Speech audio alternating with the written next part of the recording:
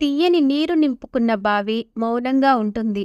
ఉప్పు నీటితో ఉన్న సముద్రం గర్జిస్తూ ఉంటుంది. అలాగే అజ్ఞాని అరుస్తాడు, జ్ఞాని మౌనంగా ఉంటాడు. టీలో ఈగ పడితే పారపోస్తాం. అదే నెయ్యిలో పడితే ఆ ఈగను తీసి నెయ్యి వాడుకుంటాం.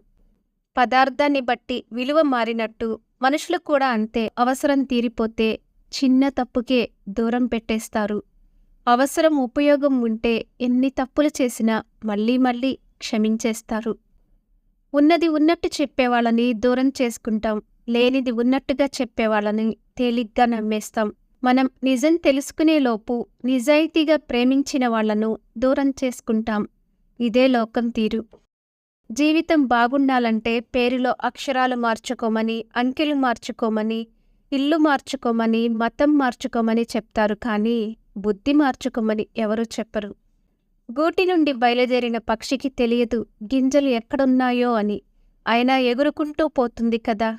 మన జీవితం కూడా అంతే. ప్రయత్నమే జీవితం, నమ్మకమే విజయం. ఇల్లు కట్టేటప్పుడు దేవుడి కోసం ఓ గదిని కేటాయిస్తాం. మరి దేవుళ్ళ లాంటి తల్లిదండ్రులను మాత్రం ఎందుకు వృద్ధాశ్రమాలకు తరిమేస్తున్నాం? మొదటి అడుగు వేసే ముందు 1,000 సార్లు ఆలోచించు. ఒక్కసారి ముందడుగు వేశాక 100 మంది వెనక్కి లాగినా వెనుతిరిగి చూడకు. గెలిచిన వాడిని చూసినప్పుడు ప్రతి ఒక్కరూ అనుకునేది ఒక్కసారి ఓడిపోయి రెండోసారి గెలిచాడు అని. కానీ గెలిచినవాడికి మాత్రమే తెలుసు తాను ఎన్నిసార్లు ఓడిపోయాడో, గెలవడానికి ఎంత ప్రయత్నించాడో అనేది. ఆడదానికి డబ్బు పిచ్చి, మగాడికి ఆడదాని పిచ్చి ఉండకూడదు. ఈ రెండూ ఉంటే జీవితంలో సర్వనాశనమవుతారు. Thank you for watching.